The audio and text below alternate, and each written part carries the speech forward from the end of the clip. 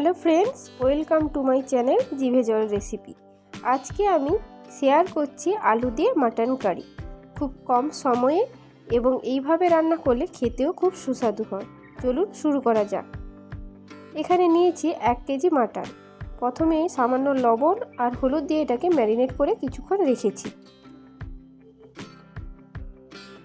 তারপর ওভেনে বসিয়েছি একটা কড়াই, দিয়ে দিলাম 1 টেবিল স্পুন সরষে তেল। তারপর দিয়ে দিলাম 2টো এলাচ, 3টে লবঙ্গ আর 1 টুকরো দারচিনি। তারপরে দিয়ে দিলাম 3টে তেজপাতা। একটু ভেজে নিলাম।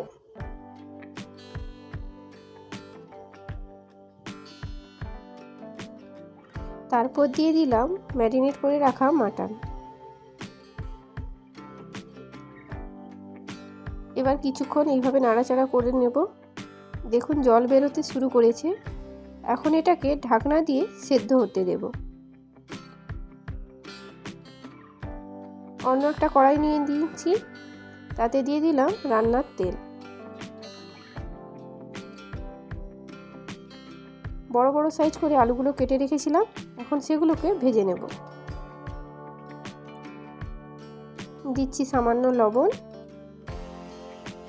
আর সামান্য হলুদ গুঁড়ো।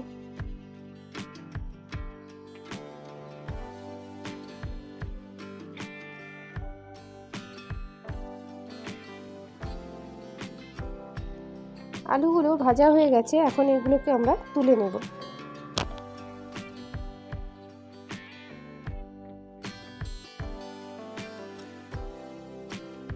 এখন ওই সেদ্ধ হওয়া মাটনে দিয়ে দেব আলুগুলো সেদ্ধ হওয়ার জন্য।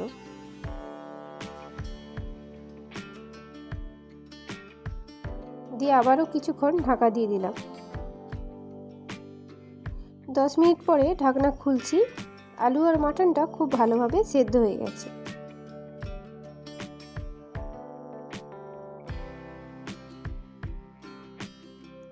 এখন আমরা এটাকে ওভেন থেকে নামিয়ে রাখবো। তারপর ওই আলু ভাজার তেলে দিয়ে দিলাম 2 চামচ চিনি। চিনিটা পাক হয়ে এসেছে, এখন দিয়ে দিচ্ছি কুচনো পেঁয়াজ। এখানে আমি 300 গ্রাম পেঁয়াজ ব্যবহার করছি। আর দিয়ে দিলাম বড় সাইজের 2টো টমেটো কুচি আর কয়েকটা কাঁচা লঙ্কা। তারপর ভালো করে এগুলোকে নাড়াচাড়া করে নিতে হবে। তারপর দিচ্ছি সামান্য লবণ।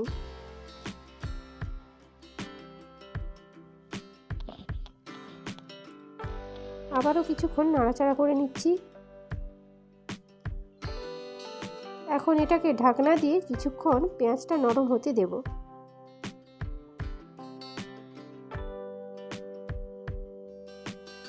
দেখুন পেঁয়াজটা অনেকটাই নরম হয়ে গেছে।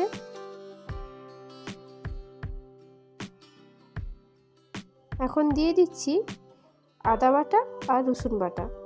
এখানে আমি 2 চামচ আদা বাটা আর 2 চামচ রসুন বাটা নিয়েছি। ভালো করে সব মিশ্রণগুলো মিশিয়ে নিচ্ছি।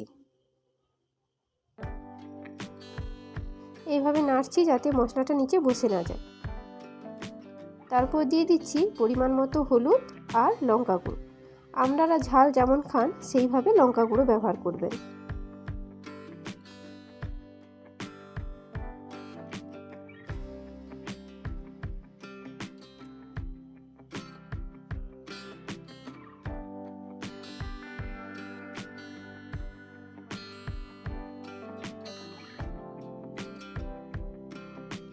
আবারও সব উপকরণগুলো ভালো করে মিশিয়ে নিচ্ছি। মশলাটা প্রায় রেডি হয়ে গেছে। এই মুহূর্তে দিয়ে দিলাম ফেটিয়ে রাখা টক দই। এখানে আমি 100 গ্রাম টক দই দিয়েছি।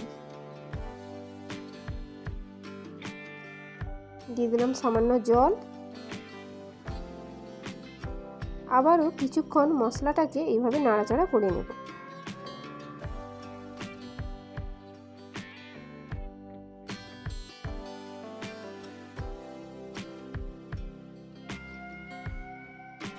মশলাটা পুরো তৈরি হয়ে গেছে। এখন দিয়ে দিচ্ছি সেদ্ধ করে রাখা মাটন আর আলু।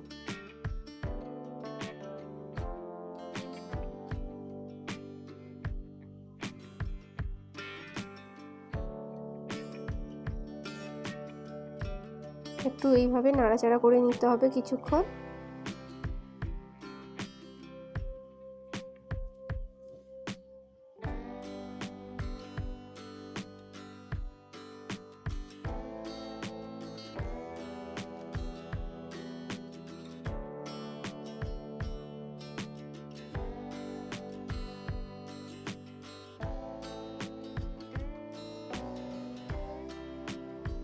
কিছুক্ষণ নাড়াচাড়া করে নিয়েছি। এখন দিয়ে দিচ্ছি গরম জল। গরম জল দিলে রান্নাটা ভালো হয়।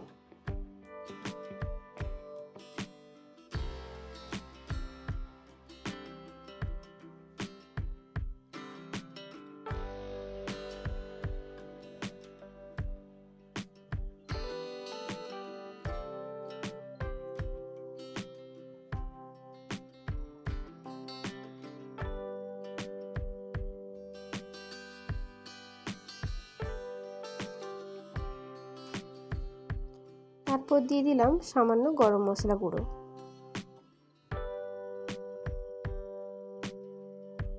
একটু ফুটে গেলে এইভাবে নাড়াচাড়া করে নিন সামান্য, তারপর নামিয়ে পরিবেশন করুন, খুবই ভালো লাগবে। রেসিপি কেমন লাগলো অবশ্যই কমেন্ট করে জানাবেন।